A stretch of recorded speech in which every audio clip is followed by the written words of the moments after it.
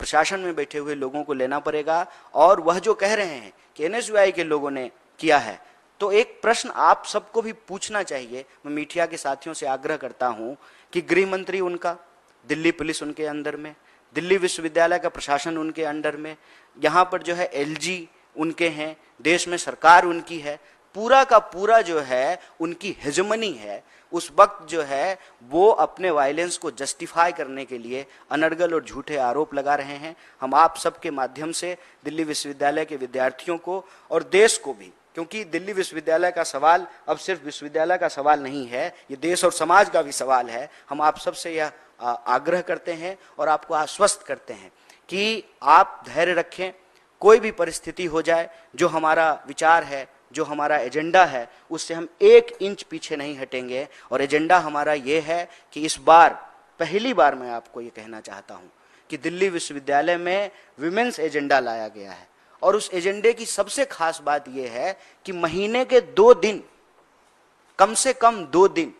जो menstrual leave की बात की जा रही है, और इसको लेकर के दिल्ली विश्वविद्यालय की लड़कियों ने जिस तरीके से रिस्पॉन्ड किया है। खास बात यह है कि जब हमारे कैंपेनर कैंपेनिंग कर रहे हैं तो महिला शिक्षिका आकर के कहती हैं कि हमारे लिए तुम लोग क्यों नहीं कर रहे हो। तो जिस तरीके से समर्थन मिल रहा है हमारा स्टूडेंट सेंट्रिक एजेंडा को, जिस तरीके से कॉलेज के भीतर जो एनएसयूआई से जुड़े हुए लोग नहीं हैं, रेगुलर स्टूडेंट हैं, पढ़ने वाले विद्यार्थी हैं, जो क्लास करते हैं, लाइब्रेरी जाते हैं, घर से आते हैं, वापस घर को जाते हैं, वो तमाम विद्यार्थियों का एक व्यापक सपोर्ट मिल रहा है। क्योंकि हमारा जो एजेंडा है उसमें हम राजनीति नहीं खेल रहे हैं।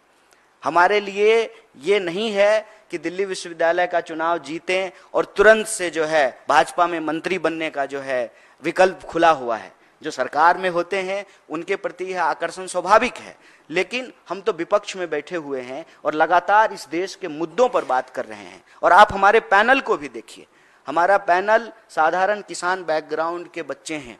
जो स्कॉलरशिप से पढ़ करके दिल्ली विश्वविद्यालय में पढ़ने के लिए आए हैं। और हमारा जो पॉजिटिव एजेंडा है, जो पॉजिटिव वाइब है, उससे व्यापक तरीके से विद्यार्थी भी जुड़ रहे हैं और विद्यार्थियों की सेवा करने वाले लोग भी जुड़ रहे हैं। और हमारा जो पैनल है उसमें एक लड़की के पिताजी जो है वो आर्मी में थे, माताजी उनकी जो है किसान हैं, तो वो समझते हैं कि सेवा का क्या मतलब होता है। इसीलिए हमने कहा कि चाहे देश में कोई भी इश्यूज हो, मणिपुर की अगर आप बात करें तब भी ये चुप रहे, महिला पहलवानों की बात करें तब भी ये चुप रहे, विश्वविद्यालय का बजट कट किया गया तब भी ये चुप रहे, हर साल जो डूसू का बजट था उसका क्या हुआ,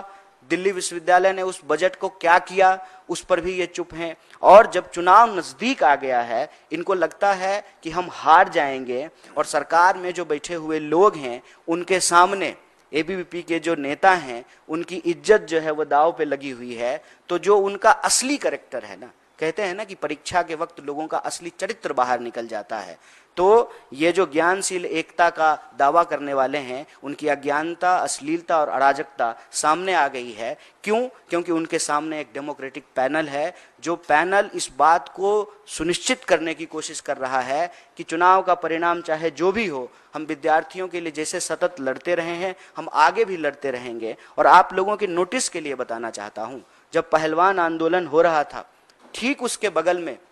जो नॉर्थ ईस्ट के स्टूडेंट थे वो बगल में बैठे हुए थे और उनके ऊपर किसी का ध्यान नहीं जा रहा था। लेकिन विद्यार्थी लगातार इस देश में होने वाले किसी अन्याय को लेकर के जितनी उनकी क्षमता है वो आवाज को उठाते हैं। वो कहानी आप सब लोगों ने सुना है कि एक कोयल जो है अपने चोंच में पानी लेकर के आग बुझाने की कोशिश कर रही है, किसी का ध्यान आकर्षित नहीं हुआ। और उस किसान आंदोलन में जो हमारा पैनल के कैंडिडेट हैं वो बढ़ चढ़कर हिस्सा लेते थे, पहलवान आंदोलन में बढ़ चढ़ करके हिस्सा लेते थे, और उन्होंने ये देखा कि मणिपुर के लोगों के साथ किस तरह से अत्याचार होता है। फिर एनएसयूआई ने उसको सवाल बनाया, और ये दुखद भी है और आश्चर्यजनक भी कि जब तक वो एक विचलित करने वाला वीडियो नहीं आया तब तक देश और दुनिया का ध्यान मणिपुर पे आकर्षित नहीं हुआ। तो ये सब सवाल उठाने के चलते जानबूझ करके खास करके जो पूर्वोत्तर का समर्थन, पूर्वांचल का समर्थन मिल रहा है, जो नॉर्थ ईस्ट के स्टूडेंट हैं, उत्तर पूर्व के विद्यार्थी जो उनका समर्थन मिल रहा है,